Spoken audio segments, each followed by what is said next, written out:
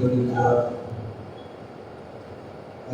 لله نحمده ونستعينه ونستغفره ونؤمن به ونتوكل عليه ونعوذ بالله من شرور أنفسنا ومن سيئات أعمالنا من يهده الله فلا مضل له ومن يضلله فلا هادي له ونشهد أن لا إله إلا الله وحده لا شريك له ونشهد أن سيدنا ونبينا ومولانا محمدا عبده ورسوله أما بعد فأعوذ بالله من الشيطان الرجيم بسم الله الرحمن الرحيم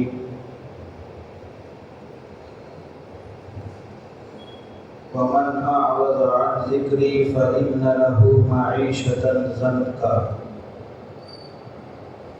قال الله تبارك وتعالى إن الذين آمنوا وعملوا الصالحات سيجعل لهم الرحمن ودا صدق الله العظيم رب اشرح لي صدري ويسر لي أمري واحلل عقدة من لسانی یفقہوا قولی۔ عقیدت اور محبت کے ساتھ عبادت کی نیت سے ایک مرتبہ نماز و تربیت پڑھیں۔ اللہم صلی علی محمد وعلی آل محمد کما صلیت علی ابراہیم وعلی آل ابراہیم انک حمید مجید۔ اللهم بارك على محمد وعلى آل محمد كما باركت على إبراهيم وعلى آل إبراهيم إنك حميد مجيد يا رب صل وسلم دائما أبدا على حبيبك خير الخلق كلهم۔ معزز سامعین، اللہ رب العزت نے ہم تمام کو دنیا میں جو سب سے زیادہ قیمتی نعمت ہے ایمان کی دولت، اللہ نے ہم تمام کو نصیب فرمائی۔ ایمان کے ساتھ نیک عمل یہ بہت ہی ضروری ہے، اس لیے کہ عمل کے بغیر ایمان مکمل نہیں۔ اگر ایمان نہیں تو عمل صالح کا کوئی اجر نہیں۔ ایمان مضبوط بنانا ہے تو عمل کے اوپر محنت ہمارے لیے بہت ہی اہم اور ضروری ہے۔ عمل پر محنت کے بغیر ایمان مضبوط نہیں ہوتا۔ رب ذوالجلال نے قرآن مجید کے اندر ارشاد فرمایا کہ جو لوگ نیک عمل کیے من ذکر او انثی، چاہے وہ مرد ہو یا عورت ہو، وہو مؤمن، اس حال میں کہ وہ ایمان والے ہیں، فَلَنُحْيِيَنَّهُ حَيَاةً طَيِّبَةً، تو ضرور بضرور ہم انہیں خوشگوار زندگی عطا فرمائیں گے، پرسکون زندگی عطا فرمائیں گے، ایسی زندگی جس میں راحت ہوگی، ایسی زندگی جس کے اندر چین سکون ہوگا۔ رب ذوالجلال چین اور سکون کے لیے ایمان اور عمل صالح ان دونوں چیزوں کو بیان فرمائے۔ دوسری آیت میں اللہ رب العزت ارشاد فرماتے ہیں وَمَنْ أَعْرَضَ عَنْ ذِكْرِي فَإِنَّ لَهُ مَعِيشَةً ضَنْكًا، جس نے ہمارے ذکر سے، ہماری یاد سے منہ موڑ لیا، ہم اس کی زندگی کو تنگ کر دیں۔ یعنی کہ اللہ کی اطاعت اگر ہماری زندگی سے نکل جائے سمجھو کہ لاکھ کوشش کر لیں سکون زندگی میں نہیں آئے گا، اس لیے کہ اللہ کا وعدہ یہ 100% حق ہے، سچ ہے، جس پر ہمارا ایمان ہے۔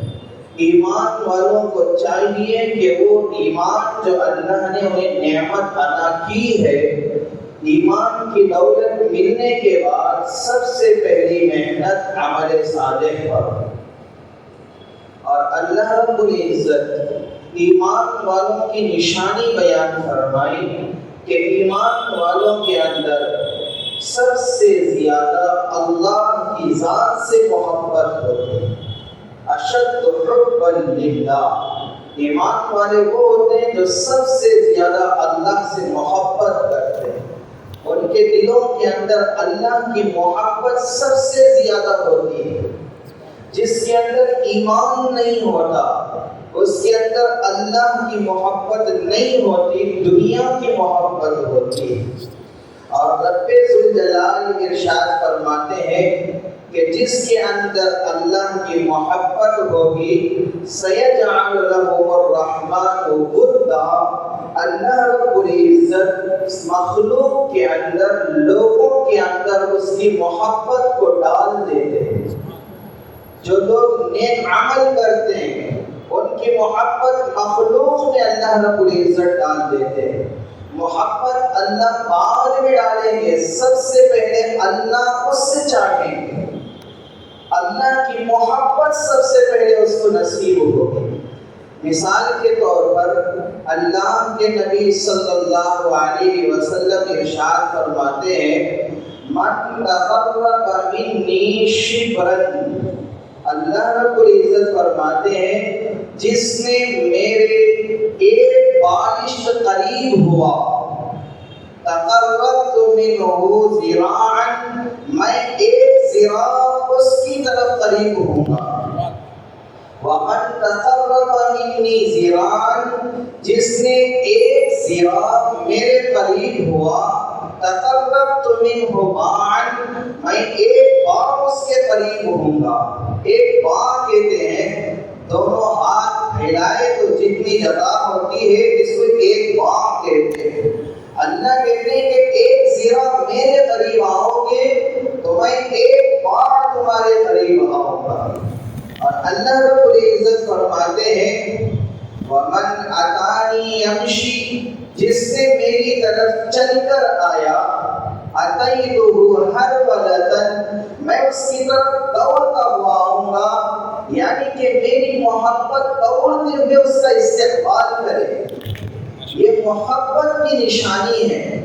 ہم اللہ کے لیے اللہ کے گھر کے قریب آتے ہیں، اللہ ہمیں چاہتے ہیں، اللہ کی محبت ہمیں نصیب ہوتی ہے۔ یہ عمل کے ذریعے سے اللہ محبت عطا فرماتے ہیں، عمل کے ذریعے سے لوگوں میں اللہ محبت ڈالتے ہیں، عمل کے ذریعے سے اللہ رب العزت دعائیں قبول فرماتے ہیں، عمل کے ذریعے سے اللہ رب العزت ہمیں وہ عطا فرماتے ہیں جو ہماری چاہت ہوتی ہے۔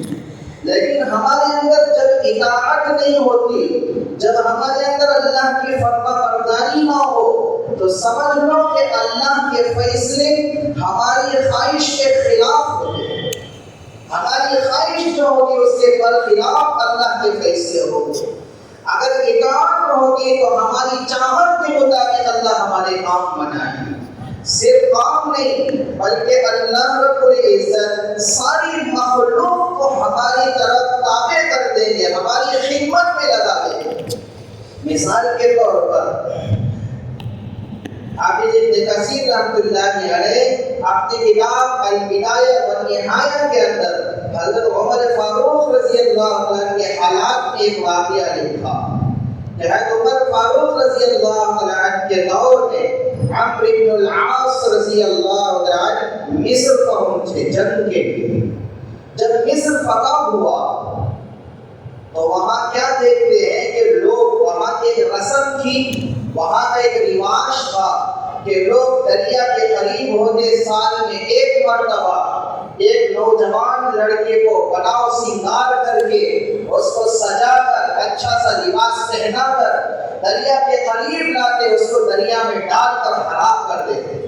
یہ بات عمرو بن العاص رضی اللہ عنہ کو پہنچی، انہوں نے کہا ہماری شریعت اس بات کی اجازت نہیں دیتی کہ ایک معصوم بے گناہ لڑکے کو ایسے ہی بناؤ سنگار کر کے اس کو دریا میں ڈال کر ہلاک کر دے، اس بات کی اجازت ہماری شریعت نہیں دیتی۔ چلو امیر المومنین سے پوچھ لیتے۔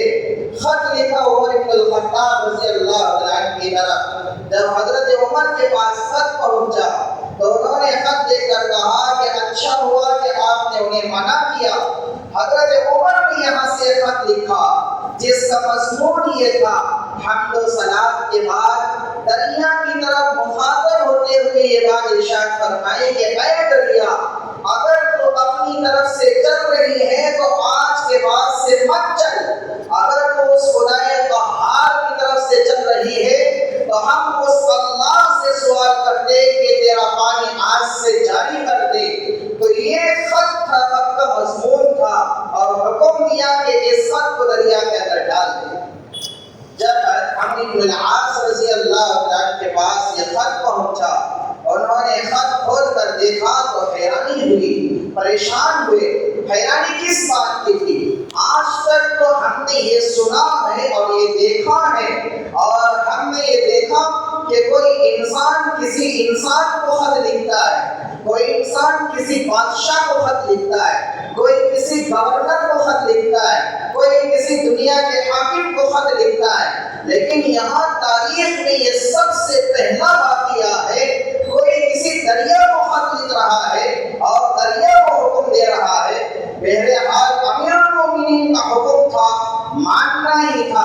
اس خط کو اٹھا کر لے گئے، دریا کے اندر ڈال دیا۔ حافظ ابن کثیر رحمۃ اللہ علیہ البدایہ والنہایہ کے اندر لکھتے، جیسا یہ خط دریا کے اندر ڈالنا تھا، دریا کا پانی 16 گز اوپر آ گیا، اور فرماتے اس وقت کا وقت تھا اور آج کا وقت ہے، جیسی روانی دریا کی اس وقت تھی آج بھی وہی روانی موجود ہے۔ حضرت عمر فاروق رضی اللہ عنہ کا دور ہے، مدینے کے اندر زلزلہ آتا ہے، حضرت عمر کے ہاتھ میں درہ تھا، زمین پر زور سے درہ مارا اور کہا کہ زمین، کیا عمر نے تیرے اوپر انصاف کو قائم نہیں کیا؟ کیا عمر نے انصاف کے ساتھ حکومت نہیں کی؟ تو کیوں ہل رہی ہے؟ بس ایک درہ مارنا تھا، زمین کا زلزلہ ختم ہو جاتا ہے۔ عمر رضی اللہ عنہ کا دور ہے، منبر پر کھڑے ہوئے ہیں، صحابہ سامنے بیٹھے ہوئے ہیں، خطبہ دے رہے ہیں۔ عمر فاروق رضی اللہ عنہ خطبے کے درمیان کہتے ہیں، یا ساریۃ الجبل، اے ساریہ پہاڑ کو لازم پکڑو، اے ساریہ پہاڑ کو لازم پکڑو۔ صحابہ حیران ہیں کہ حضرت عمر ساریہ کو کیا کہہ رہے ہیں؟ یہاں تو ساریہ نہیں ہے، ساریہ تو اللہ کے راستے میں جنگ لڑنے کے لیے گئے ہوئے ہیں، قریب بھی نہیں ہے، ہزاروں میل دور ہے۔ حضرت عمر یہاں سے ساریہ کو کیا پکار رہے؟ لیکن حضرت ساریہ رضی اللہ عنہ جب واپس آئے تو اس وقت حضرت ساریہ نے کہا کہ ہم جنگ لڑ رہے تھے، اتنے میں ہمارا دشمن ہمارے اوپر حملہ کرنے ہی والا تھا۔ اس وقت یہ آواز ہمارے کانوں میں پڑی، یا ساریۃ الجبل، اے ساریہ پہاڑ کو لازم پکڑو، غفلت میں مت پڑو، دشمن تمہارا پہاڑ کے پیچھے سے حملہ کر سکتا ہے، نگاہ ادھر بھی رکھنا، چوکنا رہنا۔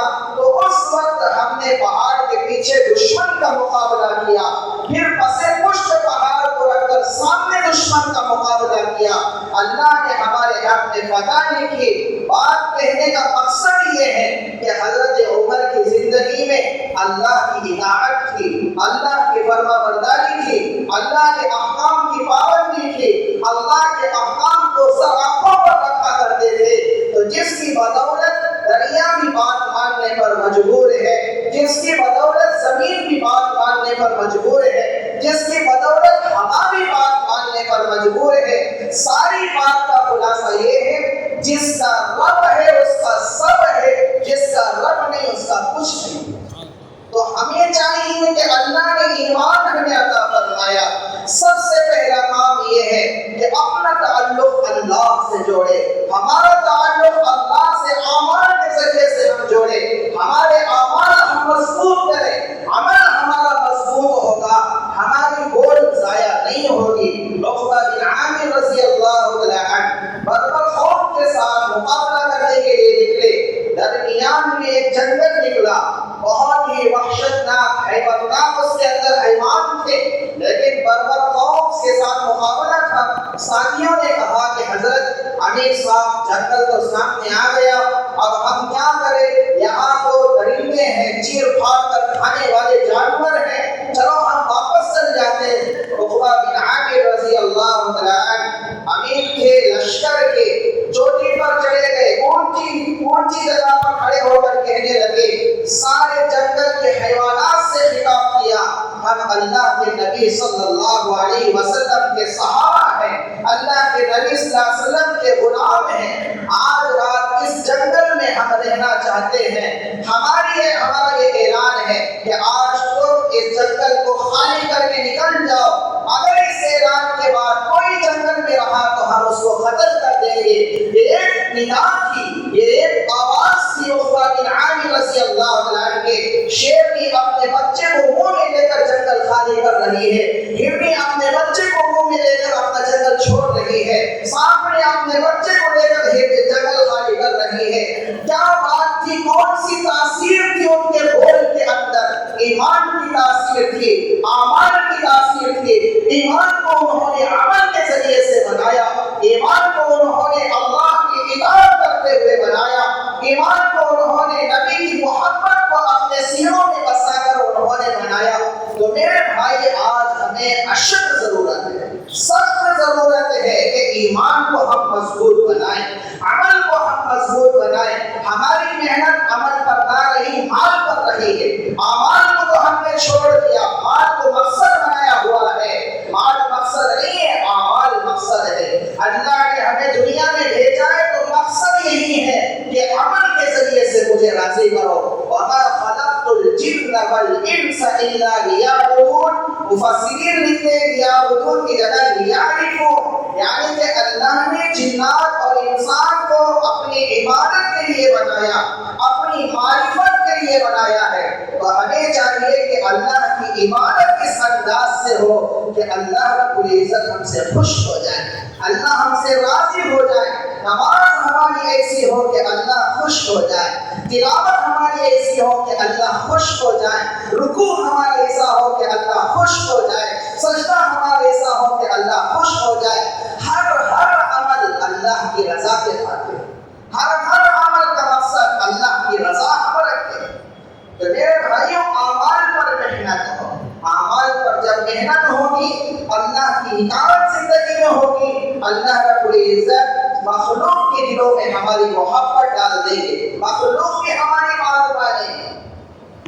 علامہ یافی رحمۃ اللہ علیہ لکھتے ہیں، حضرت سلمان فارسی رضی اللہ عنہ مدائن کے گورنر ہیں، ان کے یہاں مہمان آئے، کھلانے کے لیے کچھ نہیں ہے، گھر کے اندر کوئی سامان نہیں ہے، مہمانوں کو ساتھ لیے باہر نکلے، جنگل کی طرف جب نکلے دیکھا کہ پرندے اڑ رہے ہیں، ہرنیاں چڑھ رہی ہیں۔ حضرت سلمان فارسی رضی اللہ عنہ نے کہا، اے ہرنی، میرے یہاں مہمان آئے ہوئے ہیں، اللہ کی رضا کے لیے میرے یہاں آ جا۔ ہرنی فوراً آ کر قدموں میں گر جاتی، پرندے سے کہتے کہ میرے یہاں مہمان آئے ہوئے، کھلانے کے لیے کچھ نہیں ہے، اللہ کے لیے میرے خاطر یہاں میرے پاس یہاں پر آ جا۔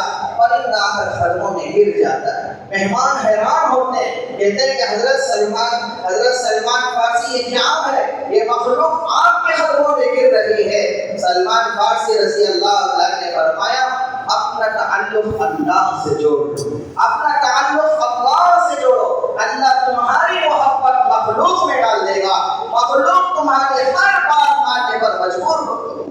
آج بیوی ہماری بات نہیں مانتے، آج ہمارے بچے ہماری بات نہیں مان رہے، آج ہمارے دوست احباب ہماری بات نہیں مان رہے، آج ہمارے دکان کا تاجر پارٹنر ہماری بات نہیں مان رہا ہے، آج ہمارے دوست احباب ہماری بات نہیں مان رہے، امیر ہیں رعایا بات نہیں مان رہے، حاکم ہیں دوسرے خدمت کرنے والی ہماری بات نہیں مان رہے۔ کیوں بات مانیں گے جبکہ ہم اللہ کی نہیں مانتے؟ اللہ کی ہم مانیں گے تو اللہ ان کے دلوں میں ہماری محبت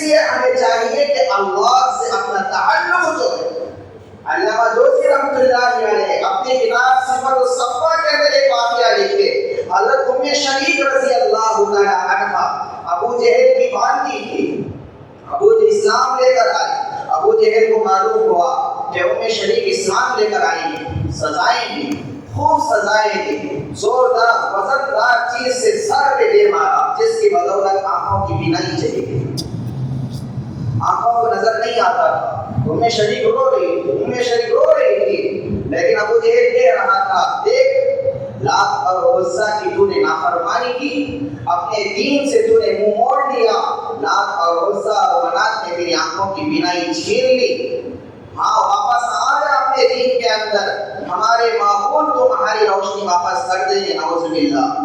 حضرت ام شریک رضی اللہ عنہا روتی رہی، اللہ سے دعا مانگنے کہ اے اللہ میری آنکھوں کی بینائی چلی گئی ہے، اے اللہ میری آنکھوں کی بینائی واپس کر دے، میری آنکھوں کی بینائی واپس کر دے، بس اس لیے کہ یہ دشمن کہتے ہیں کہ آنکھوں کی بینائی یہ پتھر کے بنے ہوئے بت دیں گے، اے اللہ جو کچھ دیتے ہیں آپ ہی دیتے ہیں، جو کچھ ہوتا ہے آپ ہی کے حکم سے ہوتا ہے، اے اللہ ان دشمنوں کو معلوم ہو جائے کہ آنکھوں کی بینائی آپ کے حکم سے ملتی ہے، آنکھوں کی بینائی نکالنے والے بھی آپ ہیں، دینے والے بھی آپ ہیں۔ رو کر دعائیں مانگتی رہی اور رات میں ایسے ہی نیند لگی، سو گئی، صبح اٹھ کر کیا دیکھتی ہے کہ آنکھوں کو جب رگڑا تو آنکھوں کی بینائی واپس لوٹ گئی۔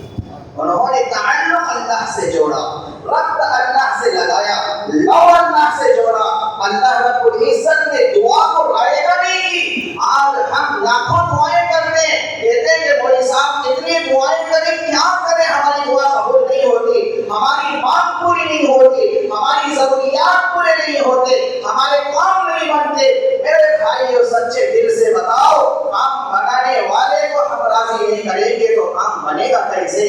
جس نے ہماری ضرورتیں پوری کرے گا اس کو نہیں بنائیں گے تو ضرورتیں کیسی پوری ہوگی؟ حضرت ام شریک نے تعلق ایسا جوڑا تھا، ربط ایسا جوڑا تھا۔ آج ہمارے لیے سخت ضرورت ہے کہ عمل کو ہم بنائیں۔ عمل کیسے بنتا ہے؟ عمل کیسے بنتا ہے؟ عمل اس انداز سے بنتا ہے کہ ہمارا ایمان اللہ سے جڑے، ہمارا ظاہر نہیں ہمارا باطن اللہ سے ہم جوڑے۔ اسلاف نے یہ عمل ہمیں بتایا کہ عمل اللہ سے اس طرح جوڑا کرے۔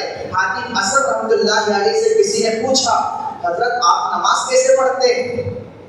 نماز کیسے پڑھتے ہیں؟ حاتم اسد رحمۃ اللہ علیہ نے کہا کہ جب میں نماز میں کھڑا ہوتا ہوں، 20 سال سے میرا یہ معمول ہے، جب میں نماز میں کھڑا ہوتا ہوں میرے ذہن کے اندر یہ خیال لاتا ہوں میرے سامنے کعبۃ اللہ ہے، میری سیدھی طرف جنت ہے، میرے بائیں طرف جہنم ہے، اور میرے پیچھے ملک الموت کھڑی ہوئی ہے، اور میرا اللہ میرے اوپر مجھے دیکھ رہا ہے، اور میرے ذہن میں یہ خیال آتا ہے، اور میں یہ خیال لاتا ہوں کہ یہ میری زندگی کی آخری نماز ہے، اس کے بعد مجھے نماز ملے گی یا نہیں ملے گی مجھے اس کی کوئی گارنٹی نہیں ہے۔ اس کیفیت کے ساتھ میں نماز پڑھتا ہوں، اور میرا یہ عمل 20 سال سے، اور ہم خود بتائیں کہ ہمارا عمل ہمارا کیسا، ہماری نماز ہم کیسے پڑھتے ہیں، ہماری تلاوت کیسی ہے، ہمارے دعائیں کیسے ہیں، ہمارا تعلق اللہ سے ہم کیسے جوڑ رہے ہیں۔ کم از کم ہم اللہ کے سامنے کھڑے ہوتے ہمارے ذہن میں یہ خیال بھی نہیں آتا کہ ہم کس کے سامنے کھڑے ہوئے ہیں۔ ہم قرآن پڑھتے تو خیال یہ بھی نہیں آتا کہ ہم کس سے باتیں کر رہے ہیں، ہم کس سے وقت میں لگے ہوئے ہیں۔ الجواہر فی عقوبۃ اہل الکبائر یہ کتاب ہے جس کے اندر یہ خوبصورت واقعہ بیان کر رہا ہے حضرت نے کہ ایک مائی تھی جس نے تنور جلایا، تنور جلنا شروع ہوا، اس کے پاس چھوٹا سا 1.5-2 سال کا بچہ تھا، دیکھا نماز کا وقت ہو چکا ہے، ذہن میں خیال آیا کہ جب تک تنور جل جائے نماز پڑھ لوں، اور بچے کو سامنے بٹھایا، نماز پڑھ لی، اور جب نماز میں کھڑی ہوئی شیطان وسوسے ڈالتا کہ نماز بعد میں بھی پڑھ لے گی، پہلے تندور جلا ہوا ہے، روٹیاں پکا لے، نماز بعد میں بھی پڑھ لے گی، بچے کو دے گی، جا کر تندور میں گر جائے گا، جل جائے گا، نماز توڑ دے۔ طرح طرح کے خیالات ذہن میں شیطان وسوسے ڈال رہا ہے، لیکن مائی مکمل طور پر نماز میں لگی ہوئی، اپنے ذہن کو منتشر ہونے نہیں دیا، پوری ایک سوئی کے ساتھ، دل جمعی کے ساتھ، ایک چہٹی کے ساتھ نماز پڑھتی رہی۔ لیکن شیطان اس بچے کو آہستہ آہستہ آہستہ تندور کے قریب لے گیا، تندور میں گرا دیا۔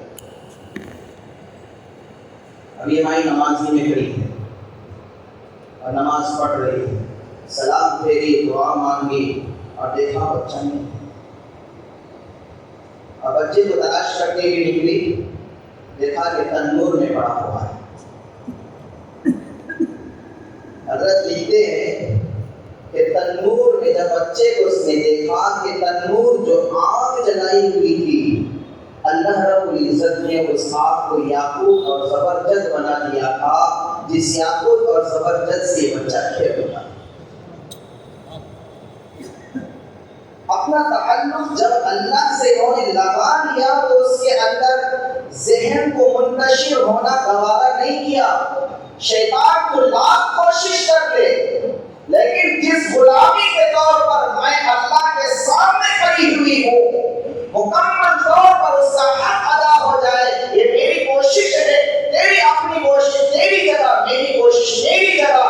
جب ہماری کوشش مکمل ہوگی، تعلق اللہ سے، جو ربط اللہ سے ہمارا لگا ہے، اس کے اندر کمی پیشی نہیں آئے گی۔ ہم اللہ کی مان رہے ہیں، اللہ ہماری حفاظت کیوں نہیں کرے گا؟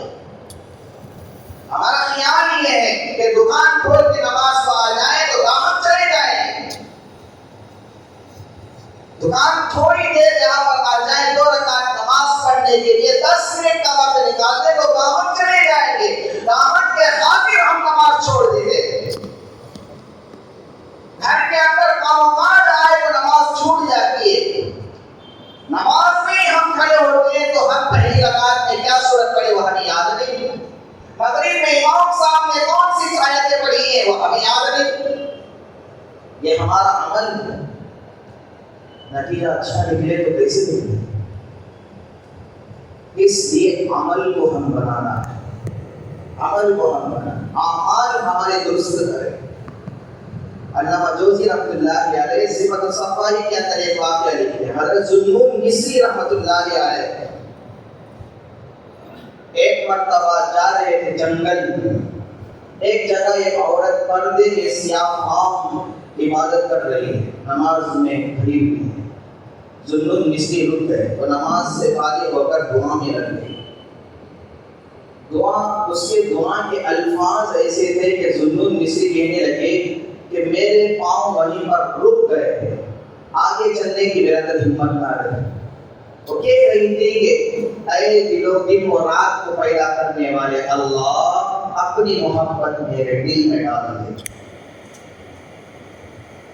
اس کے بول ایسے تھے کہ مجھے وہاں سے ہلنا اور آگے بڑھنا میرے لیے گوارا نہیں، وہیں پر بیٹھ گیا اور وہ دعا کرتی رہی کرتی رہی کرتی رہی، زور سے چیخ ماری اور ٹھام سے گر گئی۔ اور ایک بوڑھی عورت گھر کے اندر سے دوڑتی ہوئی آئی اور انہیں دیکھا، ملا کر دیکھا تو اس کی جان نکل چکی۔ ذوالنون مصری فرماتے ہیں کہ میں ان کے قریب ہوا، اس بوڑھی عورت سے کہنے لگا کہ ماں جی آپ کون ہیں؟ تو کہنے لگی کہ یہ میری بیٹی ہے، میں اس کی ماں ہوں۔ کہا کہ ماں جی اسے کیا ہو گیا؟ کہا کہ یہ تو انتقال ہو گیا۔ کہا کہ بیٹا سارے گاؤں والے کہتے ہیں کہ یہ دیوانی ہے، لیکن میں کہتی ہوں کہ یہ دیوانی نہیں، اللہ کی عاشقہ تھی، اللہ کی محبت میں اس نے اپنی جان دی۔ اور ہم جان کس کے لیے دے رہے ہیں؟ مال کے لیے دے رہے ہیں، دولت کے لیے دے رہے ہیں، دنیا کے لیے دے رہے ہیں، بیوی بچوں کے لیے دے رہے ہیں۔ بیوی بچوں کو چھوڑنا ایک دن کے لیے ہمارے لیے گوارا ہے۔ دنیا کے خاطر کوئی سعودی عرب 2 سال 4 سال 10 سال یہاں تک کہ ایک ساتھی کا یہ معاملہ 40 سال گھر والوں کو چھوڑ کر گیا، موت کا وقت قریب آیا، گھر آ کر انتقال ہو گیا۔ مال کے لیے وقت نکالنا ان کے لیے آسان ہے، ہمارے لیے آسان ہے۔ اللہ کے لیے تھوڑا وقت دینا، اللہ کے لیے، اللہ کو راضی کرنے کے لیے اپنے آپ کو قربان کرنا، یہ ایسا معلوم ہوتا ہے جیسا کہ ملک الموت ہمارے سامنے آ کر کھڑی ہو گئی ہے۔ یہ مشکل کیوں پیش آتی ہے؟ وقت نکالنا ہمارے لیے مشکل کیوں لگ جاتا ہے؟ یہ اس وقت ہوتا ہے جب کہ عمل کی اہمیت ہمیں معلوم نہیں ہوتی۔ عمل پر ملے گا کیا یہ ہمیں معلوم نہیں ہوتا۔ یہ ہمیں جب معلوم نہیں ہوتا تو عمل کے لیے وقت نکالنا ہمارے لیے مشکل ہو جاتا ہے۔ عمل پر کیا ملتا ہے؟ ہمارے اعمال درست ہو۔ تو اب تک میں نے فوائد بتائے، عمل پر، اللہ سے تعلق جوڑنے پر، اللہ کی اطاعت پر کیا کیا نصیب ہوتا ہے۔ ساری مخلوق کے اندر اللہ محبت ڈال دیتے، مخلوق کو خدمت میں لگا دیتے، دعائیں ہمارے قبول ہوتے ہیں، کام اللہ بنا دیتے، لیکن ہماری چاہت کو بھی اللہ قبول کر دیتے۔ علامہ جوزی رحمۃ اللہ علیہ صفت الصفوانی کے اندر ایک واقعہ لکھے، عبد الواحد بن زید رحمۃ اللہ علیہ، جن کی خواہش یہ تھی اور ہمیشہ دعا کرتے رہے کہ اے اللہ جنت میں جو میرا ساتھی ہوگا دنیا ہی کے اندر ایک مرتبہ اس کا دیدار کرنا، اس سے ملا دے۔ دعا کرتے رہے۔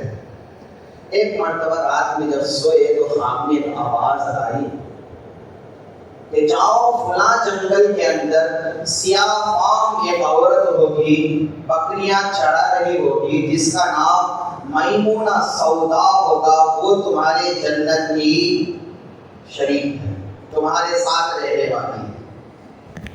عبد الواحد بن زید رحمۃ اللہ علیہ اس کی تلاش میں سواری لی، تلاش کرتے کرتے کرتے جنگل پہنچے۔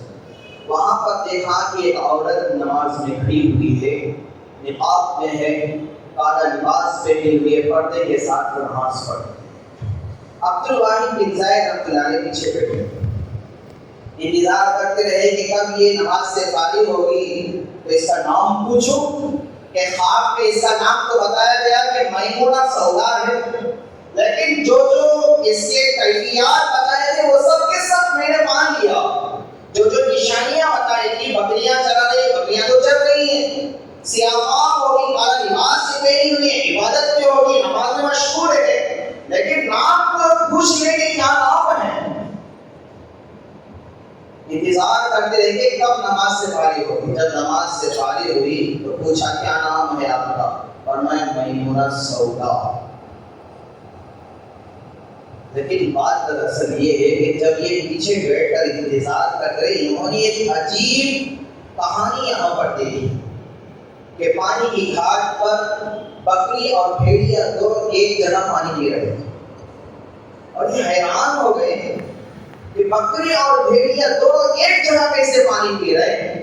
بھیڑیا تو بکری کا دشمن ہوتا ہے، بکری بھیڑیا کو دیکھتے ہی بھاگ جاتی ہے، رکتی نہیں ہے، یہاں تو دونوں ایک جگہ پانی پی رہے ہیں۔ اس سے پوچھا میمونہ سودا سے، بھائی ان دونوں کے درمیان صلح کب سے ہو گئی؟ میمونہ سودا نے فرمایا میں نے اپنے اللہ سے صلح کر لی ہے، اللہ نے ان کے دلوں میں محبت کو ڈال دیا ہے۔ دلوں کو پیدا کرنے والا اللہ ہے، جو اللہ بھیڑیا کے اندر ایک بکری کے اوپر چیر پھاڑ کر حملہ کرنے کا جذبہ پیدا کرتا ہے، وہی اللہ اس کے دل کے اندر اس کی محبت کو بھی ڈالتا ہے۔ اس لیے میں نے اللہ سے تعلق جوڑ لیا، اللہ سے میں نے اپنی صلح کرا لی، اللہ رب العزت نے ان دونوں کے درمیان محبتوں کو ڈال دیا۔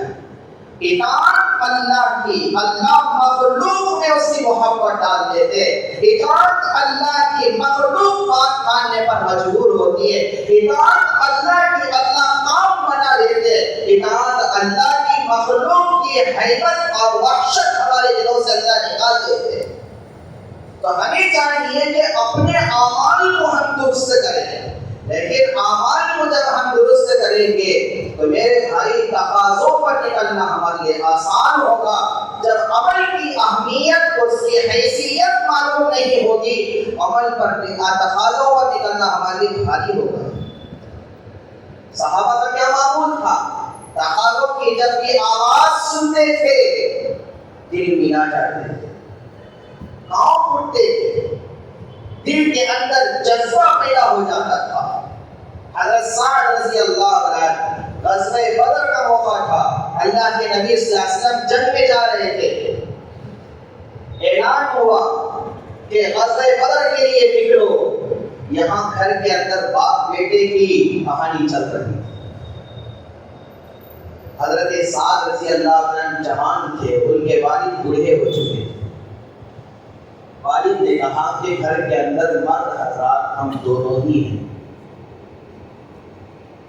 بہتر یہ ہے کہ میں بوڑھا ہو چکا ہوں، میں اللہ کے راستے میں نکل جاؤں گا، آپ چاہے طاقتور ہو، مضبوط ہو، جوانی ہے، آپ گھر کے اندر رہو، گھر کی خدمت کرو، میں نکل جاتا ہوں۔